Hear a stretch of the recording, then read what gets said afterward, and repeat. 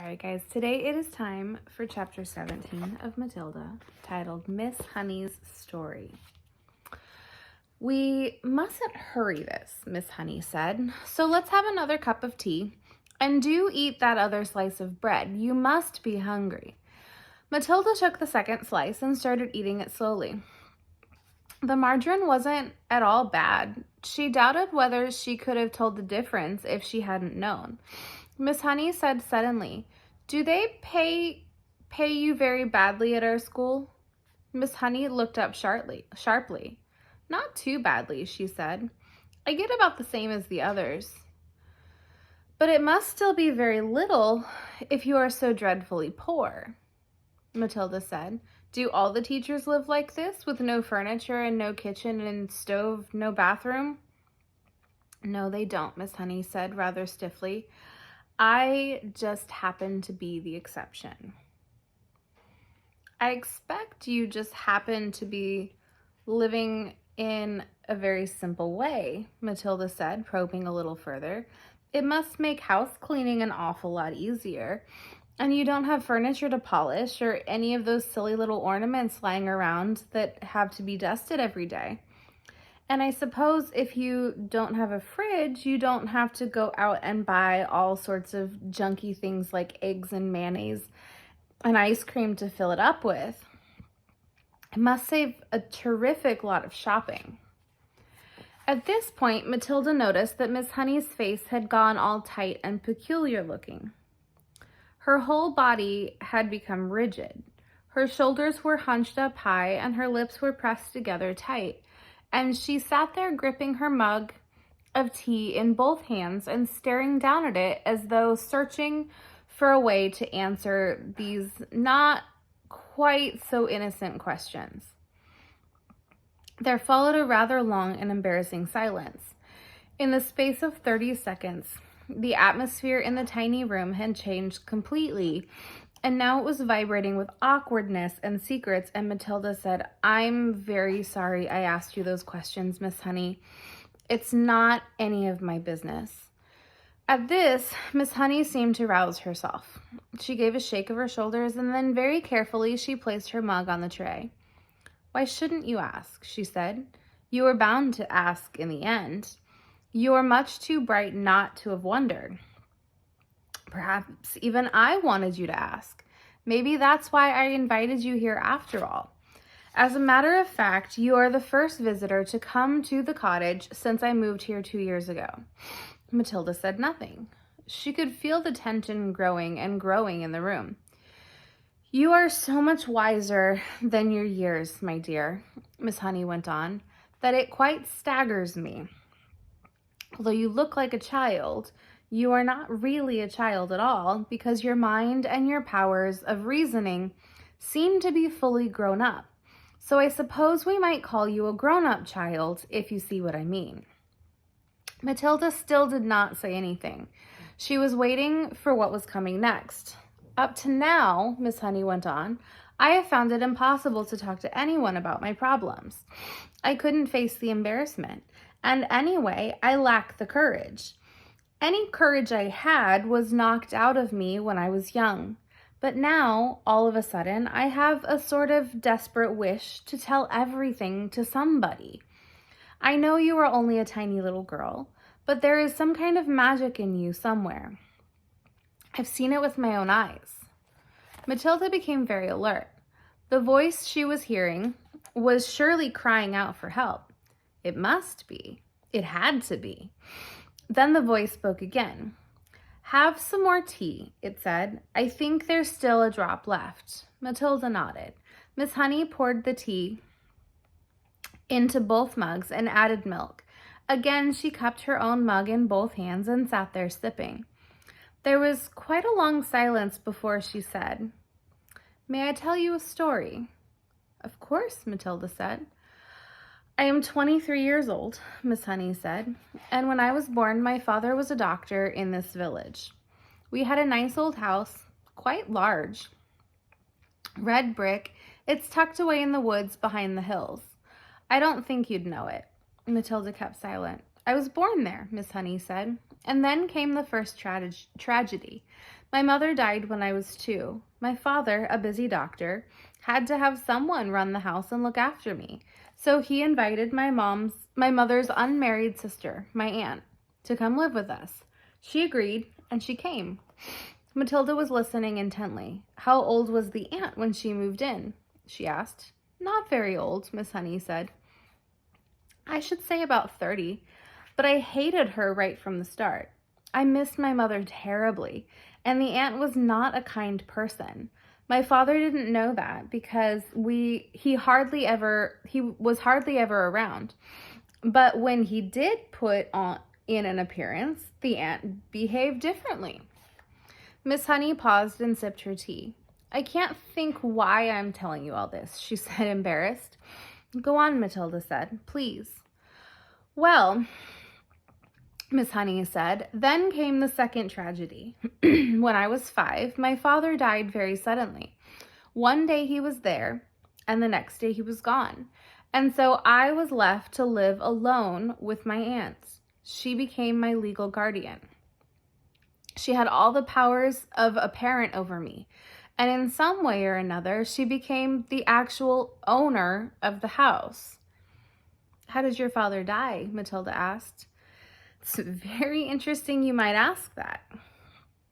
Miss Honey said, I myself was much too young to question it at the time, but I found out later that there was a good deal of mystery surrounding his death.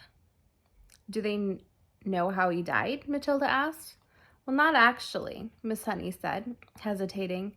You see, no one could believe that he would ever have done it. He was very sane and sensible man. Done what? Matilda asked. Killed himself. Matilda was stunned. Did he? She gasped. That's what it looked like, Miss Honey said, but who knows? She shrugged and turned away and stared out the tiny window. I know what you're thinking, Matilda said. You're thinking that the aunt killed him and made it look as though he had done it himself. I'm not thinking anything, Miss Honey said. One must never think things like that without proof. The little room became quiet. Matilda noticed the hands clasping the mug were trembling slightly. What happened after that? She asked. What happened when you were left all alone with the aunt? Was she nice to you? Nice? Miss Honey said. She was a demon. As soon as my father was out of the way, she became a holy terror. My life was a nightmare. What did she do to you? Matilda asked. I don't want to talk about it, Miss Honey said. It's too horrible. But in the end, I became so frightened of her, I used to start shaking when she came into the room. You must understand, I was never a strong character like you. I was always shy and retiring. Do you have any other relations? Matilda asked. Any uncles or aunts or grannies who would come to see you? None that I knew about, Miss Honey said. They were all either dead or they'd gone to Australia. And that's still the way it is now, I'm afraid. So you grew up in that house alone with your aunt, Matilda said. But you must have gone to school. Of course, Miss Honey said. I went to the same school you're going to now, but I lived at home. Miss Honey paused and stared down into her empty tea mug. I think what I'm trying to explain to you, she said, is that over the years I became so completely cowed and determined by this monster of an aunt that when she gave me an order, no matter what it was, I obeyed it instantly. That can happen, you know. And by the time I was 10, I had become her slave. And I did all the housework. I made her bed. I washed and ironed for her. I did all the cooking. I learned how to do everything. But surely you could have complained to somebody, Matilda said. To whom? Miss Honey said. And anyway, I was far too terrified to complain. I told you I was her slave. Did she beat you? Let's not go into details, Miss Honey said. How simply awful, Matilda said. Did you cry nearly all the time? Only when I was alone, Miss Honey said. I wasn't allowed to cry in front of her, But I lived in fear. What happened when you left school? Matilda asked. I was a bright pupil, Miss Honey said. I could easily have gone into university, but there is no question of that. Why not, Miss Honey? Because I was needed at home to do the work. Then how did you become a teacher? Matilda asked. There's a teacher training college in Reading, Miss Honey said. That's only 40 minutes bus ride away from here. I was allowed to go there on condition I came straight home every afternoon every afternoon to do the washing and ironing and to clean the house and cook the supper. How old were you then? Matilda asked. When I went to teacher's training, I was 18. Miss Honey said. You could have just packed up and walked away, Matilda said. Not until I got a job, Miss Honey said. And don't forget, I was by then dominated by my aunt to such an extent that I wouldn't have dared. You can't imagine what it's like to be completely controlled like that by a strong personality. It turns you to jelly. So that's it. That's the sad story of my life. Now I've talked enough. Please don't stop, Matilda said. You haven't finished. How did you manage to get away from her in the end and come live in this funny little house? Ah, that was something, Miss Honey said. I was very proud of that. Tell me, Matilda said. Well, Miss Honey said, when I got my teacher's job, my aunt told me I owed her a lot of money. I asked her why. She said, because I've been feeding you all these years and buying your shoes and your clothes. She told me it added up to thousands and I had to pay her back by giving her my salary for the next 10 years. I'll give you £1 a week pocket money, she said, but that's all you're going to get. She even arranged with the school authorities to have my salary paid directly into her own bank. She made me sign the paper. You shouldn't have done that, Matilda said. Your salary was your chance of freedom. I know, Miss Honey said. But by then, I had been her slave nearly all of my life, and I hadn't the courage or the guts to say no. I was still petrified of her. She could still hurt me badly. So how did you manage to escape? Matilda asked. Ah, Miss Honey said, smiling for the first time. That was 2 years ago. It was my greatest triumph. Please tell me, Matilda said. I used to get up very early and go for walks while my aunt was still asleep, Miss Honey said. And one day I came across this tiny cottage. It was empty. I found out who owned it. It was a farmer. I went to see him. Farmers also get up very early. He was milking his cows. I asked him if I could rent his cottage. You can't live there, he cried. It's got no conveniences, no running water, no nothing. I want to live there, I said. I'm a romantic. I've fallen in love with it. Please rent it to me. You're mad, he said, but if you insist, you're welcome to it. The rent will be 10 pence a week. Here's 1 month's rent in advance, I said, giving him 40 pence. And thank you so much.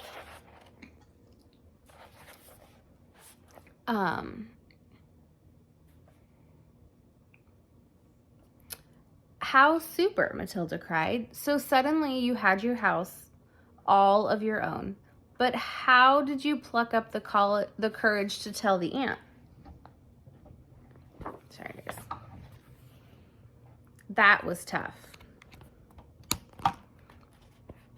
Miss Honey said, but I steeled myself to do it.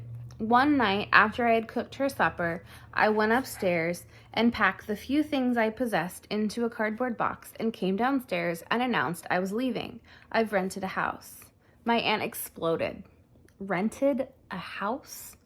She shouted. How can you rent a house when you have only £1 a week in the world? I've done it, I said. And how are you going to buy food for yourself? I'll manage, I mumbled and rushed out of the front door. Oh, well, Well done you, Matilda cried. So you were free at last. I was free at last, Miss Honey said. I can't tell you how wonderful it was. But have you really managed to live here on £1 a week for 2 years? Matilda asked. I most certainly have, Miss Honey said. I pay 10 pence rent. The rest just about buys me paraffin for my stove and for my lamp, and a little milk and tea and bread and margarine. That's all I really need. As I told you, I have a jolly good tuck-in at the school lunch. Matilda stared at her. What a marvelously brave thing Miss Honey had done. Suddenly, she was a heroine in Matilda's eyes. Isn't it awfully cold in the winter? She asked. I've got my little paraffin stove, Miss Honey said. You'd be surprised how snug I can make it in here. Do you have a bed, Miss Honey? Well, not exactly, Miss Honey said, smiling again. But they say it's very healthy to sleep on a hard surface. All at once, Matilda was able to see the whole situation with absolute clarity. Miss Honey needed help. There was no way she could go on existing like this indefinitely. You would be a lot better off, Miss Honey, she said, if you gave up your job and drew unemployment money. I would never do that, Miss Honey said. I love teaching. This awful aunt, Matilda said. I suppose she's still living in your lovely old house? Very much so, Miss Honey said. She's still only about 50. She'll be around for a long time yet. And do you think your father really meant her to own the house forever? I'm quite sure he didn't, Miss Honey said. Parents will often give a guardian the right to occupy the house for a certain length of time, but it's nearly always left in a trust for the child. It then becomes the child's property when he or she grows up.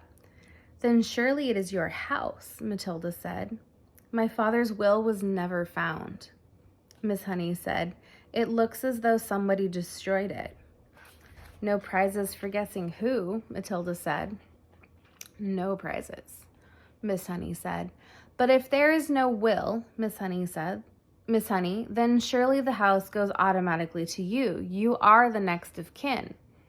I know I am, Miss Honey said, but my aunt produced a piece of paper supposedly written by my father saying that he leaves the house to his sister-in-law in return for her kindness in looking after me.